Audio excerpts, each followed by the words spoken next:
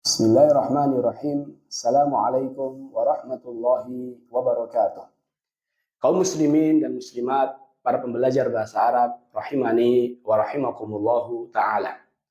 Pada kesempatan kali ini, kita akan meringkas 12 isim mansub yang telah kita pelajari. Pembahasan ini sangat penting agar kita mengetahui secara keseluruhan isim-isim mansub, walaupun itu secara ringkas. 12 isim mansub yang telah kita pelajari. Yang pertama adalah maf'ul bih. Yang kedua adalah maf'ul li'ajli. Yang ketiga adalah maf'ul fih. Yang keempat adalah maf'ul mutlak. Yang kelima adalah maf'ul ma'ah. Yang keenam adalah hal. Yang ketujuh adalah tamyiz. Yang kedelapan adalah mustathna. Yang kesembilan adalah khobar kana. Yang kesepuluh adalah isim inna. Yang kesebelas adalah munada. Dan yang kedua belas adalah tawabi. Inilah 12 isim yang telah kita pelajari. Kita harus hafal namanya. Kita hafal pula definisi ringkasnya. Dan kalau perlu kita hafal satu contohnya. Sekarang kita akan bahas, kita akan murojaah, kita akan ulang secara ringkas. Kita lihat di sini. Ringkasan isim-isim mansub. Ada 12. Isim-isim mansub di dalam buku Muyassar yang kita pelajari ada berapa? 12. Yang pertama adalah maf'ul bih. Apa itu maf'ul bih? Maf'ul bih adalah korban. Jadi ingat, kalau seandainya kita membaca kitab, kita dapati ada korban, maka ketahuilah bahwasannya itu adalah maf'ul bih dan dia mansub. Contohnya, saya makan ikan. Mana korbannya? Ikan. Nah, ikan di sini disebut dengan maf'ul bih dan dia mansub. Maf'ul bih ada dua. Ada yang zohir, ada yang domir. Ada yang kata ganti, ada yang bukan kata ganti, yaitu dohir. Contoh yang dohir. Syaribtul labana. Saya minum susu. Apa yang diminum? Susu. Jelas susu. Nah, susu di sini adalah maf'ul bih korban. Makanya dia mansub. Syaribtul labana. Yang kedua, domir. Sa'altuka. Saya bertanya kepadamu. Siapa yang ditanya? Kamu. Nah, kamu di sini adalah korban. Maf'ul bih. Namun di sini kedudukannya, namun di sini bentuknya adalah apa? Domir. Jadi ingat, maf'ul bih itu adalah korban. Yang kedua adalah maf'ul fi. Harusnya yang kedua adalah maf'ul li'ajli. Hanya saja saya salah tulis, sudah sampai sini baru saya ingat ada yang kelewat maf'ul li'ajli. Daripada saya hapus semua, saya taruh maf'ul li'ajli di nomor yang ke-10. Jadi yang di nomor 2 kita taruh maf'ul fi. Apa itu maf'ul fi? Maf'ul fi adalah kata keterangan waktu atau kata keterangan tempat. Jadi maf'ul fi adalah kata keterangan waktu dan kata keterangan tempat. Contohnya, saya pergi. Kapan? Di pagi hari. Nah, pagi hari ini disebut dengan apa? Maf'ul fi. Karena menunjukkan kata keterangan apa? Waktu. Maf'ul fi ada dua. Ada yang menunjukkan waktu, ada yang menunjukkan tempat. Kita lihat yang menunjukkan waktu. Dahabtu sobahan. Saya pergi di pagi hari. Nah, sobahan ini menunjukkan waktu. Berarti maf'ul fi yang menunjukkan waktu. Maka dia mansub. Dahabtu sobahan. Yang menunjukkan tempat. Kumtu. Saya berdiri. Di mana?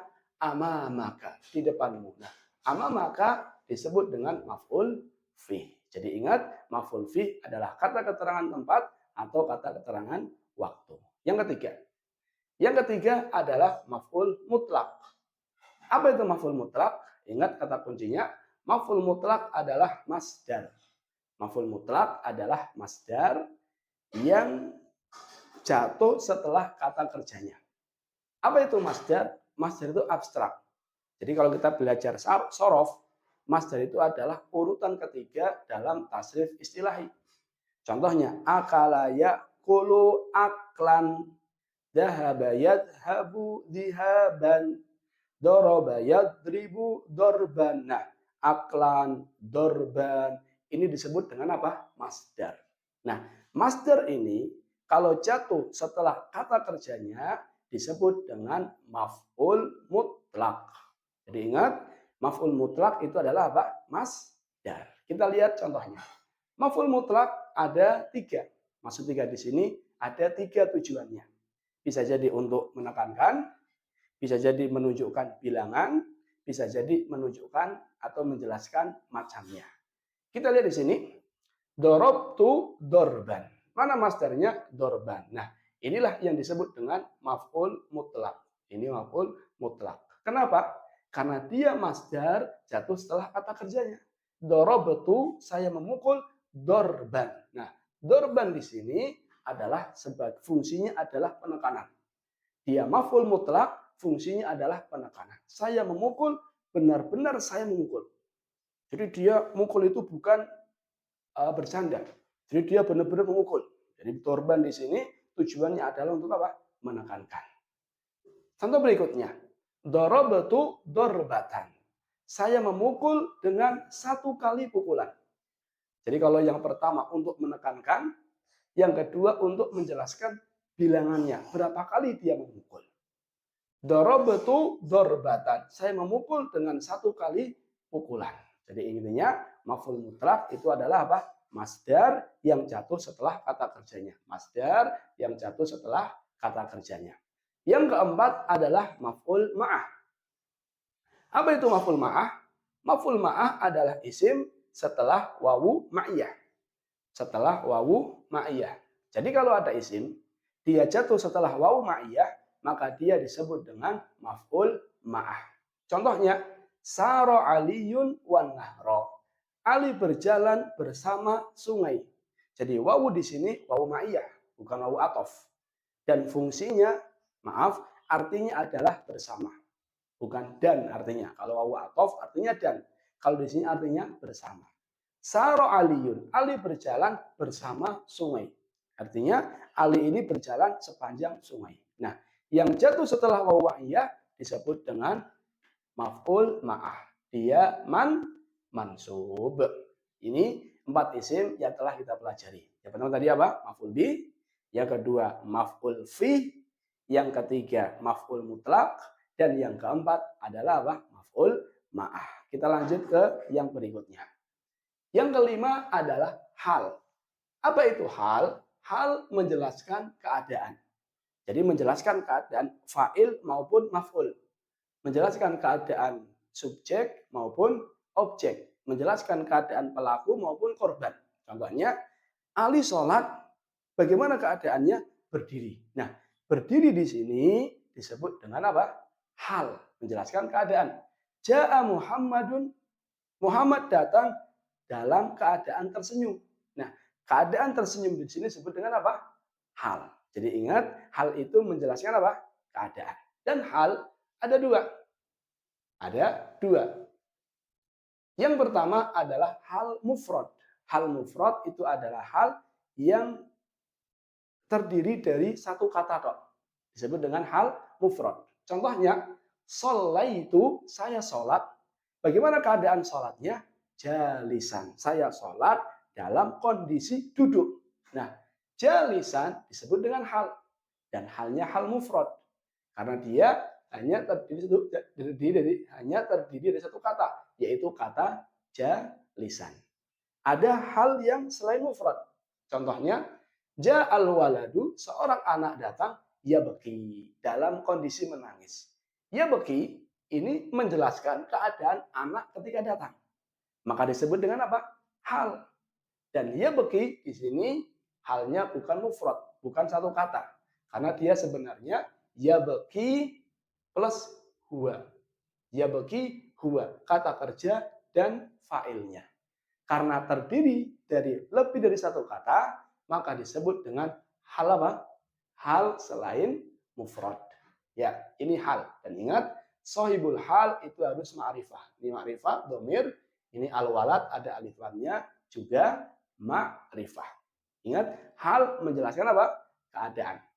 Yang keenam, tamyiz. Apa itu tamyiz? Tamyiz adalah penjelas. Tamyiz adalah penjelas. penjelas isim yang sebelumnya belum jelas. Penjelas isim yang sebelumnya belum jelas. Contohnya, saya membeli 10. Nah, saya membeli 10. 10 apa? 10 baju. Nah, baju di sini adalah tamyiz, menjelaskan 10 tadi. Menjelaskan 10 yaitu isim yang belum apa? Belum jelas. Tamyiz ada dua.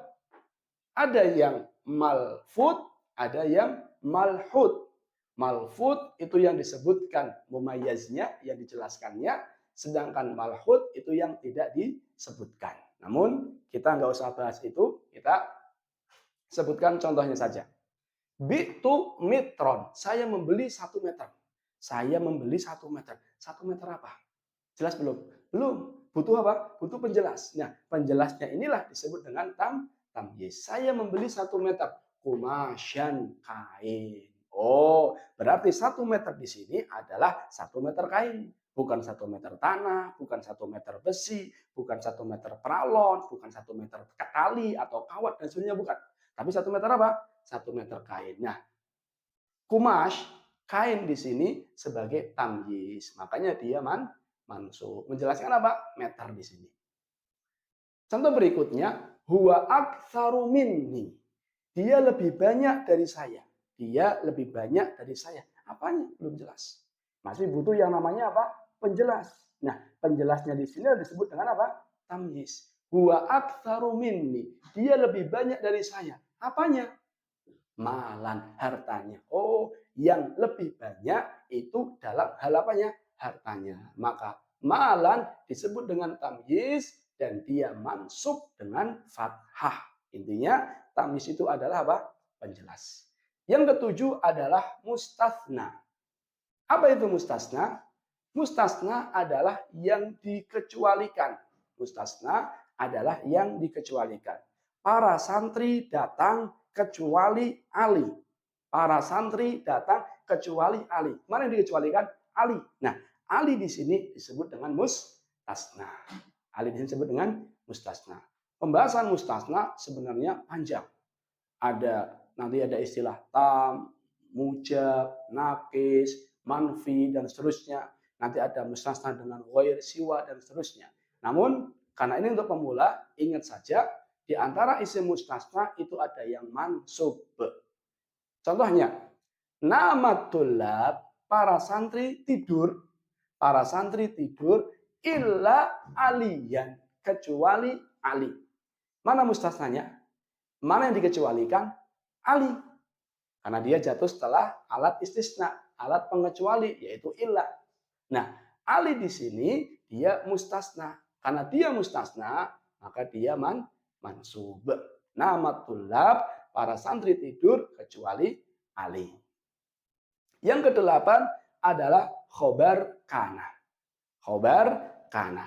Masih tahu fungsi kana? Masih ingat? Fungsi kana adalah merofakkan isim. Ini fungsi pertama. Fungsi kedua, menasobkan khobar. Ini fungsi kana. Merofakkan isim, menasobkan khobar. Berarti yang mansub adalah isimnya atau khobarnya? Khobarnya, karena fungsi kana adalah menasobkan khobar. Merofakkan isim dan menasobkan khobar. Kita lihat contohnya.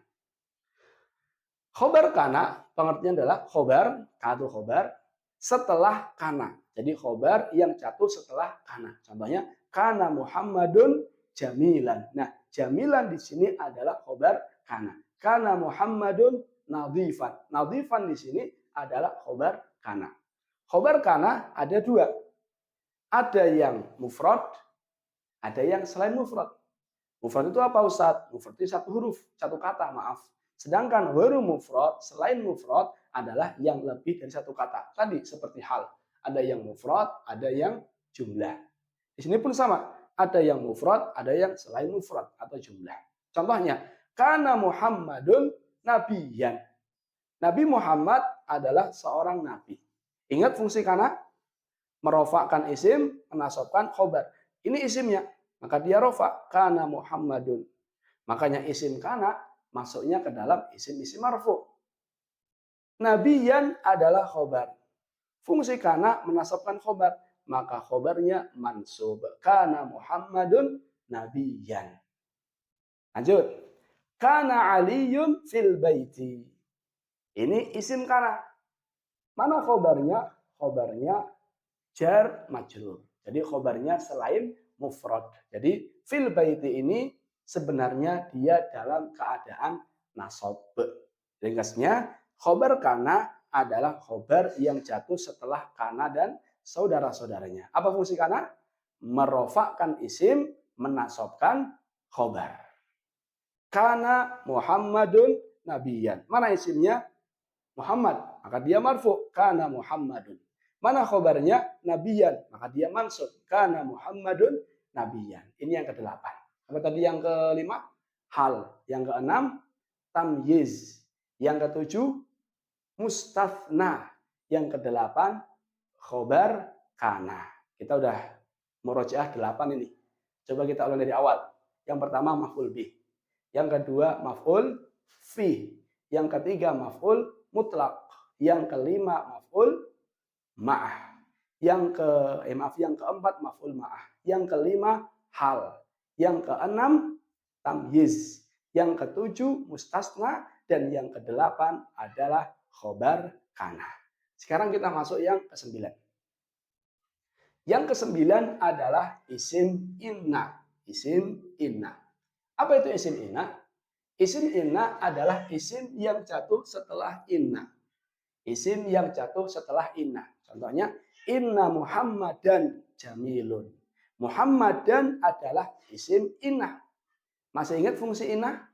Fungsi inna kebalikan dari fungsi kana. Kalau fungsi inna menasobkan isim dan merofakkan khobar. Jadi kalau fungsi inna itu adalah menasobkan isim dan merofakkan khobar. Menasobkan isim dan merofakkan khobar. Berarti isim inna dia mansub. Sedangkan khobar inna dia apa? Marfu. Kita lihat contohnya. Isim inna ada 2. Ada yang zohir, ada yang domir. Ada yang zohir, ada yang domir. Ada yang kata ganti, ada yang selain kata ganti. Kita lihat yang zohir, yang bukan kata ganti. Innallaha.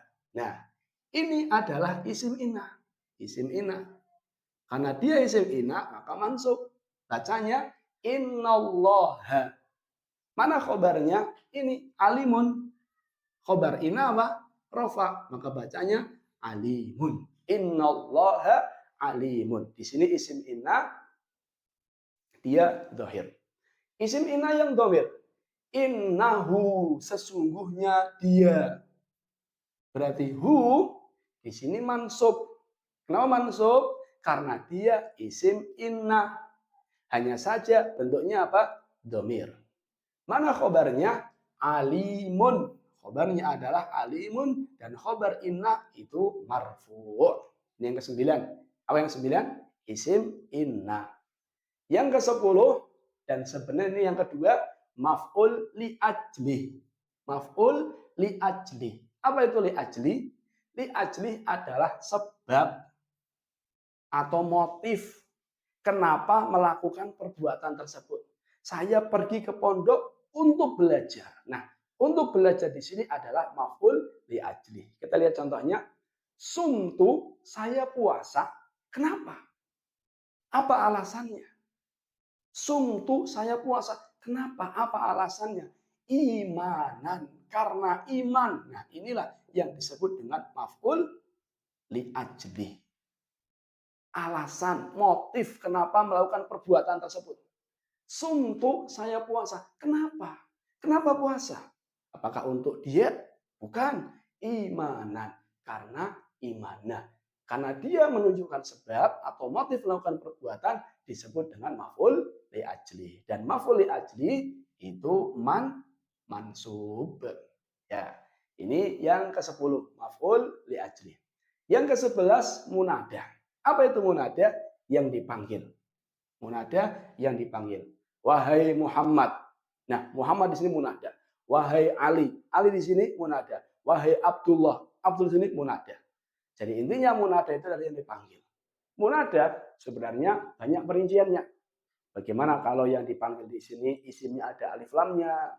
Bagaimana kalau munadanya itu isimnya nakirah, ghairu maksudah dan seterusnya. Namun sebagai pemula harus ingat bahwasanya di antara munada itu ada yang mansub.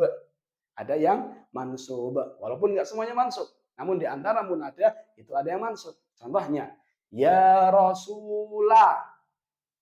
Ya Rasulullah. Yang bacanya ya Rasulullah salah. Yang benar ya Rasulullah. Kenapa mansub? Karena dia munada. Munadanya sebagai mudhof. Nanti kita pelajari insya Allah. Intinya di antara munada itu ada yang mansub. Contohnya ya rojulan. Wahai laki-laki. Rojulan di sini mansub. Kenapa mansub? Munada. Munadanya nakirah ghairu maksudah. Lihat. Ya rojulan. Jadi intinya munada itu adalah isim yang jatuh setelah alat panggilan. Ya rojulan. Wahai laki-laki. Laki-laki disebut dengan apa? Munada. Ya Abdullah. Wahai Abdullah. Abdullah disebut dengan munada. Dan dia mansub. Yang ke-12 adalah tawabi. Apa itu tawabi? Tawabi adalah pengikut, ada 4. Pembahasannya nanti kalau kita membahas isim-isim jar. Sampai di sini ringkasan isim-isim mansub. Ada catatan penting. Selalu ingat tanda-tanda i'rab. Ini tanda-tanda i'rab harus dihafal. Kalau kita sudah tahu isim-isim marfu itu apa saja, kita sudah tahu isim-isim nasab itu apa saja, kita sudah tahu isim-isim jar itu apa saja, itu belum cukup. Itu belum cukup kalau seandainya kita tidak hafal tanda-tanda i'rabnya. Tanda-tanda i'rab apa saja? Yang tadi, isim mufrad, dhamma, fathah, kasrah, isim musanna, alif ya, ya, jamak mudzakkar salim, wawu ya, ya, jamak muannas salim, dhammah kasrah kasrah, jamak taksir, dhamma, fathah, kasrah, asmaul khamsah, wawu alif ya, mamnu minas sarfi, dhamma, fathah, fathah dan seterusnya. Ini harus nanti dihafal. Isim mufrad, marfu dengan dhammah, isim apa tadi? Mansub dengan fathah, majrur dengan kasrah dan seterusnya. Ini wajib hukumnya dihafal bagi mereka yang ingin bisa membaca kitab. Inilah 12 isim yang telah kita pelajari. Hafal pengertiannya, kata kunci, hafal namanya, yang pertama. Yang kedua, hafal pengertiannya, walaupun kata kuncinya toh, hafal satu contohnya. Kita ulangi, pertama maf'ul bih, yang kedua maf'ul li ajli, yang ketiga maf'ul fi, yang keempat maf'ul mutlak, yang kelima maf'ul ma'ah, yang keenam hal, yang ketujuh tamyiz, yang kedelapan mustasna, yang kesembilan khobar kana, dan yang kesepuluh adalah isim inna, yang ke-11 munada, dan yang ke-12 yaitu yang terakhir adalah tawabi. Wallahu ta'ala alam bisawab. Barangkali hanya ini yang bisa saya sampaikan. Terima kasih atas perhatiannya. Mohon maaf atas segala kesalahan. Kita tutup dengan doa kafaratul majlis. Subhanakallahumma wa bihamdika asyhadu an la ilaha illa anta astaghfiruka wa atubu ilaik. Wassalamualaikum warahmatullahi wabarakatuh.